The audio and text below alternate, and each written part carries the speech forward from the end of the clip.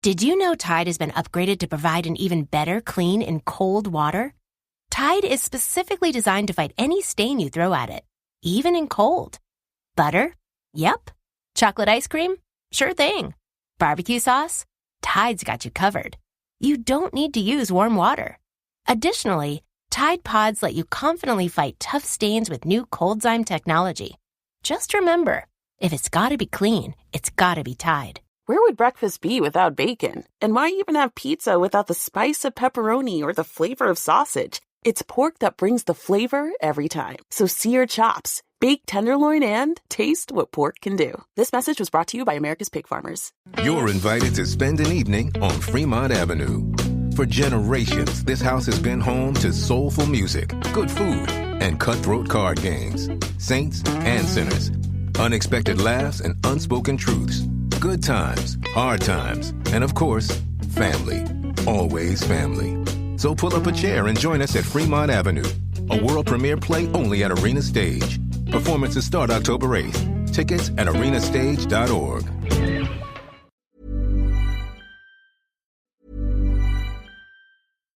The old adage goes, it isn't what you say, it's how you say it. Because to truly make an impact, you need to set an example. You need to take the lead. You need to adapt to whatever comes your way. And when you're that driven, you drive an equally determined vehicle, the Range Rover Sport. Blending power, poise, and performance, it was designed to make an impact. With a dynamic drive, refined comfort, and innovations like cabin air purification and active noise cancellation, the Range Rover Sport is built to be as uncompromising as you. Explore Range Rover Sport at rangerover.com/US/sport. If you love crispy bacon, if you love spicy pepperoni, if you love saucy ribs, then you'll love the flavor in every bite of pork. Taste what pork can do. This message was brought to you by America's Pig Farmers.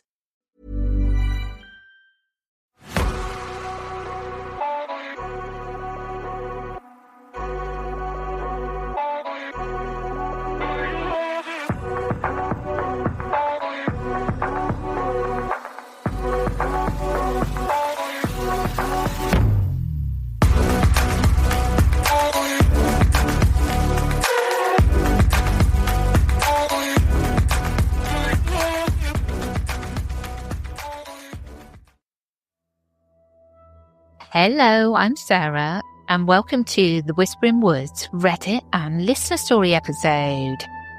This episode is still part of Season of the Witch, so I have 4 witchy stories to share today.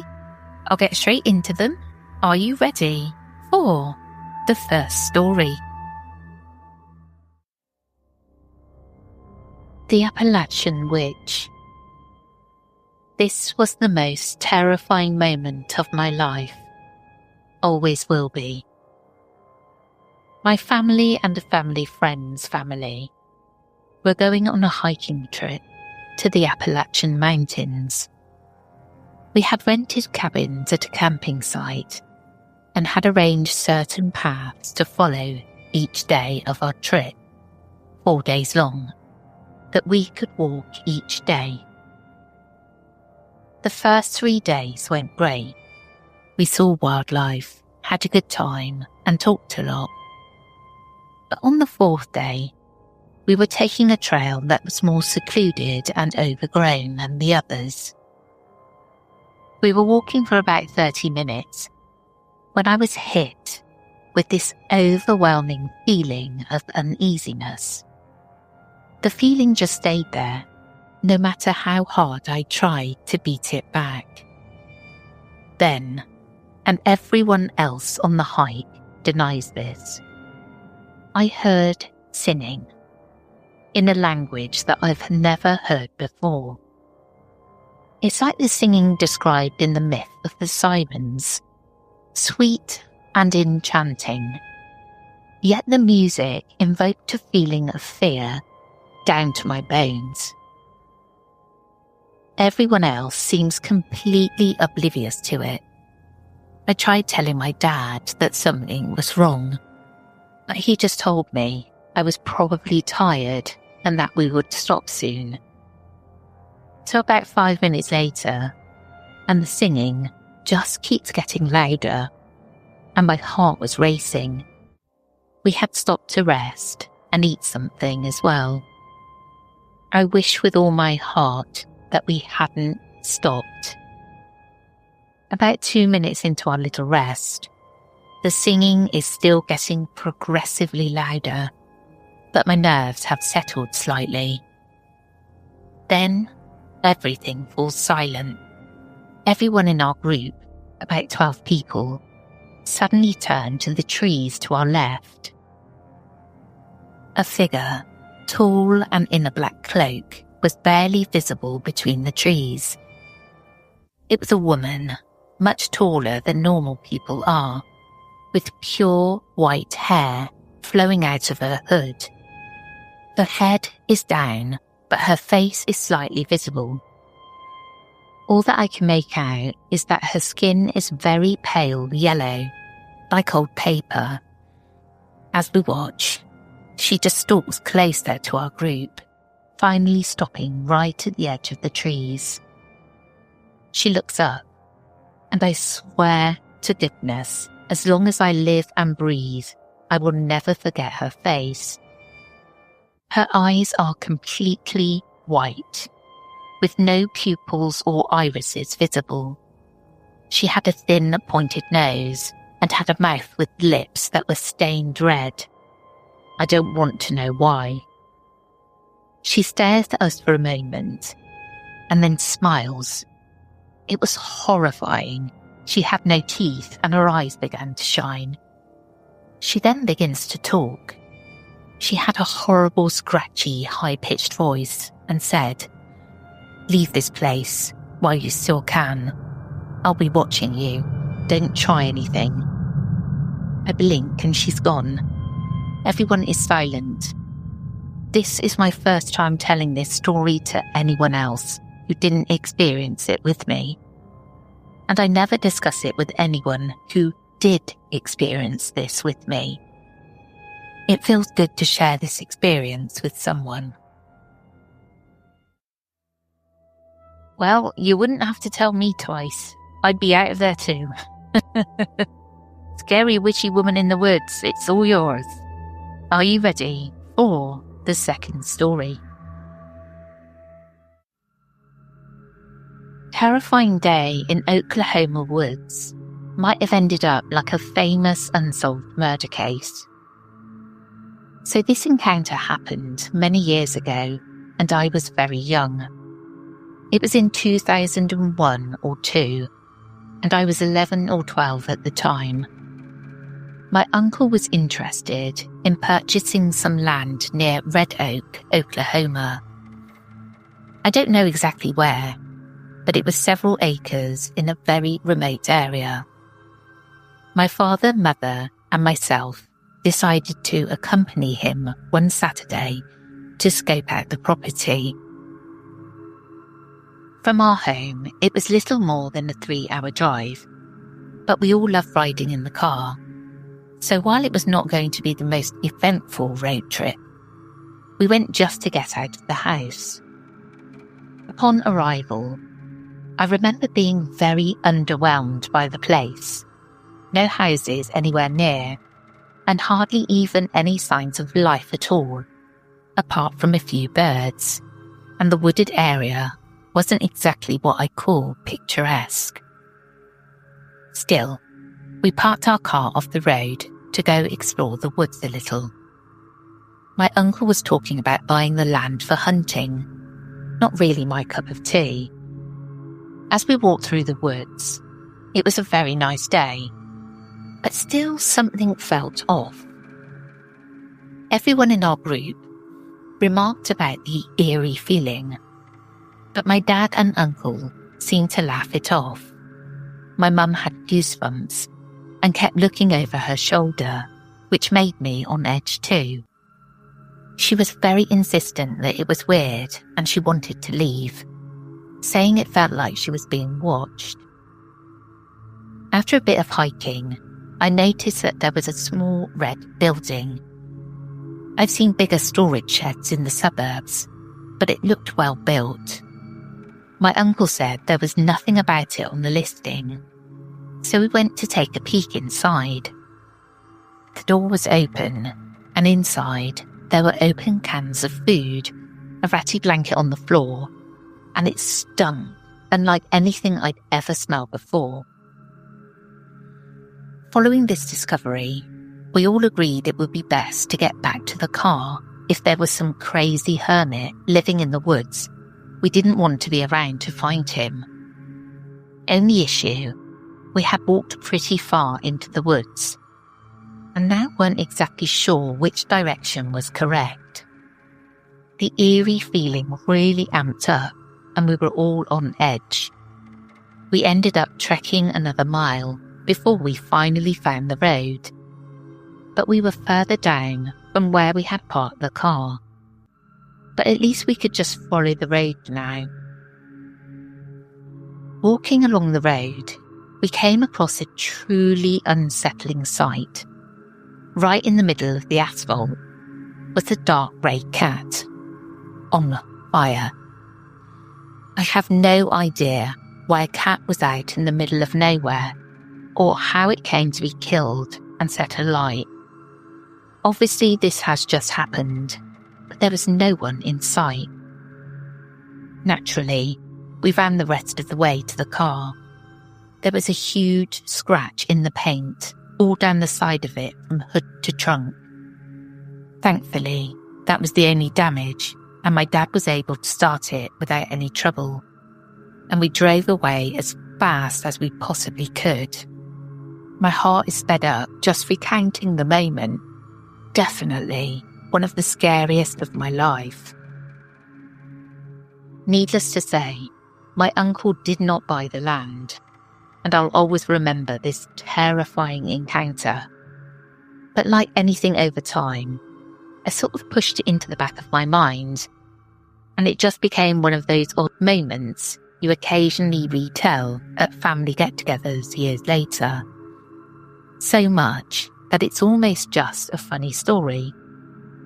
The reason I'm sharing this is because I was reminded of it last night while binge-watching some episodes of BuzzFeed Unsolved on YouTube, when they shared the story of a family that disappeared in the same area, while also looking at some land for sale. The disappearance of the Jameson family is the name of the mystery in the video if you're interested. The family died in the same area we were searching, roughly 7 years after we made our road trip there. There are many theories about their deaths, including the allegations of some sort of cult in the area, complete with something about dead cats. Coincidence? Probably, but the whole story gave me chills. So did my family narrowly avoid being killed by some witches or a cult or whatever? Or did we just stumble upon a hermit who didn't want us in those woods? The poor cat. What was going on? I'm so glad that they went away, but how frightening to find out after the fact and several years later, something bad happened to another family who were in quite close proximity. That's really scary. Are you ready for the third story? A student of mine told me about a thing he saw walking strangely and very quickly. I will preface this by saying I am not trying to categorize what this person saw as a skinwalker. I think this is a useful category, but it is at times broad. I will only describe what he saw. I chose this subreddit to post on because I believe this sighting does fit nicely into this category, but I'm relatively unfamiliar with skinwalkers, so I don't want to force it into this category if it doesn't belong. When he and I and a few other students discussed what he saw, skinwalkers came up by name. So did Wendigo. We loosely refer to it as a skinwalker, but mostly just as it. So I'm a high school teacher. I love my job. I teach math. which I love and the kids hate. So to keep the kids on my side, I frequently give them breaks just to talk and do whatever. So by now, my students know I love talking about certain topics, including the paranormal, but especially UFOs. We actually listened to The Hunt for the Skinwalker audiobook yesterday in the class that this student is in.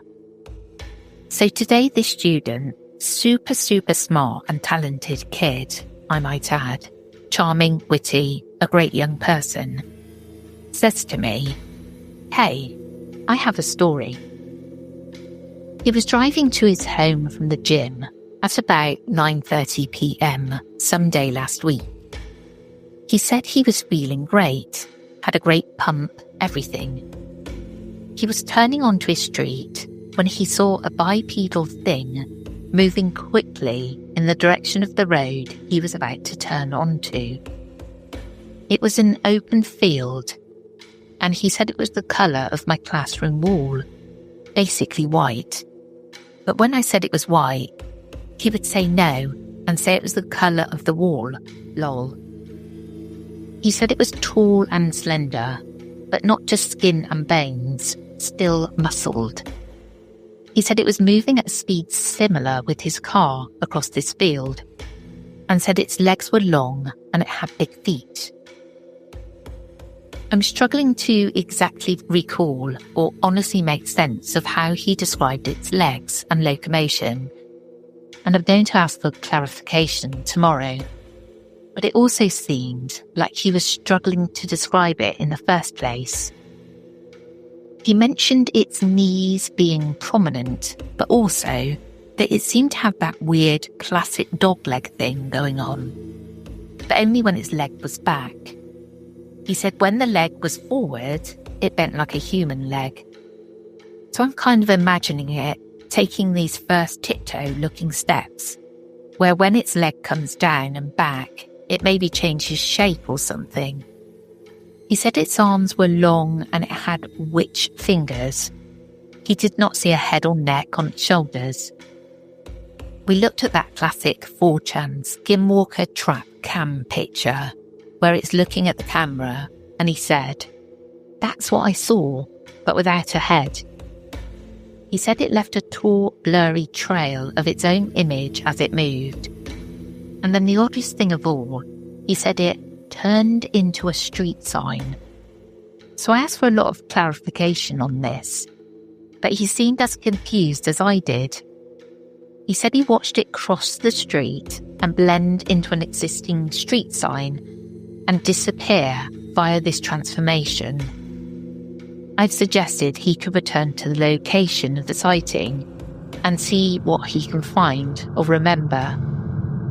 I find this person's report credible, in that I believe that he believes himself. I know a heck of a lot more about stuff in the sky than on the ground though, so I wanted to bring this to this community. Please let me know what you think, or especially if this rings similar to other encounters. What a cool teacher. I wouldn't have minded being in that class, and I hated school. As long as we got to speak about UFOs and spooky stuff, I would have been there at the front. Not sure what it was, but creepy. It made me think of Toby, because he's going to the gym every night now, practically. And I better keep an eye on him. It's that season. Something might be following him home. I'm not having that. Are you ready for the fourth and final story? This is a story about Zuni witches, shared by a Zuni friend of mine. The Witch Baby, an old Zuni scary folk tale. This is a very old story I heard from my elders about a witch couple and their baby. I still get chills hearing this story, but the story goes as it was told. This happened at the middle village of Zuni, long ago, before there were any form of outside lights and such. A woman there had just married her second husband. Her first husband had just passed away less than a year, and she had already remarried, which is a taboo in our beliefs. She had to wait 4 years before getting remarried, but she didn't, and fell in love with a man that took her in. The new husband was not normal. He was a witch, and using his poisoned words, he convinced the women to get initiated into his witch society. So she did, and became a witch herself. She and her 2 kids, a daughter and a little son from her first husband, lived with the witch man, until one day she went out to get water at the well. She was gone for a while as her husband tended the kids at home. Looking at the kids, a thought came to his head. He went out and looked to see if his wife or anyone was at the well.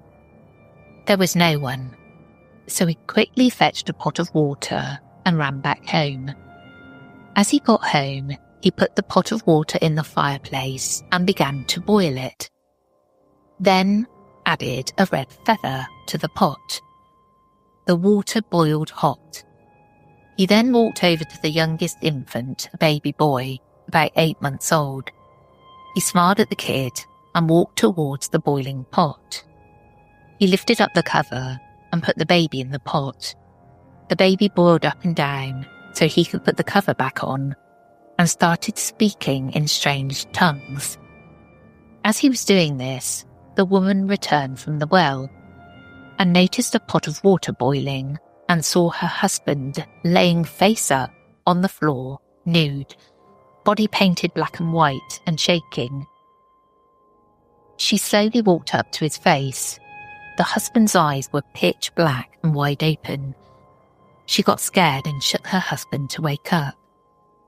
As she did, the man woke up and let out a loud scream in her face.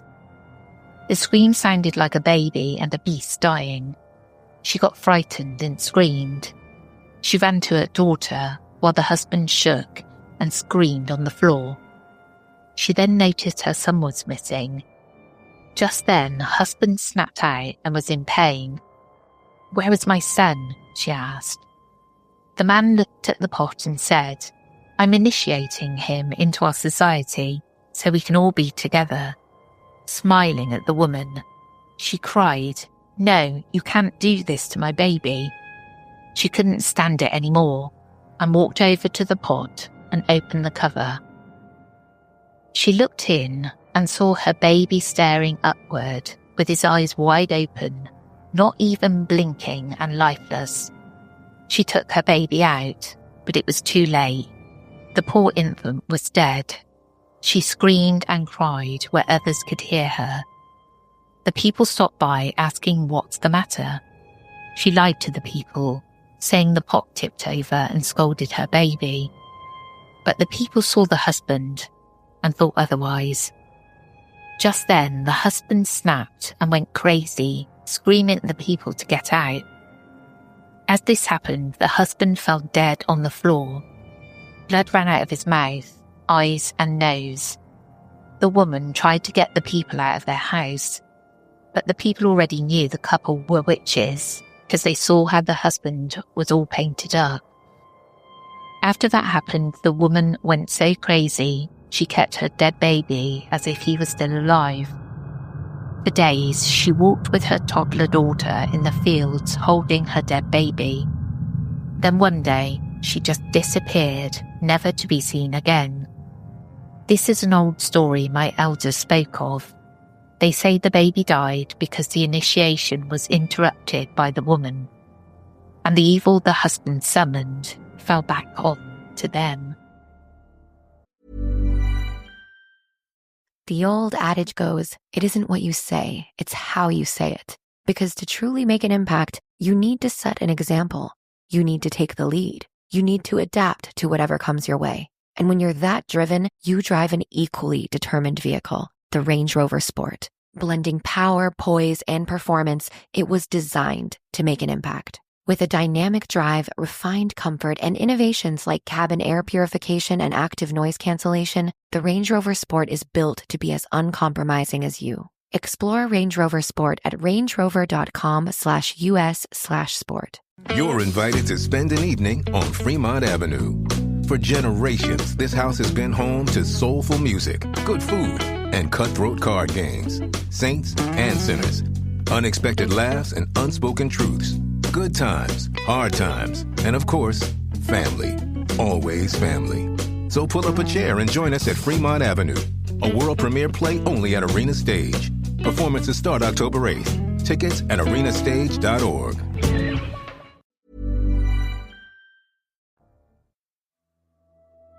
I wanted to include this. I know it's more of a folklore story, but I thought it was just really interesting and good to look at other cultures and how they sort of passed on their sort of moral warnings. It's really great. I love it. And also spooky. Well, that's it from me today. I hope you enjoyed, and we'll catch you again tomorrow. Take care, everyone.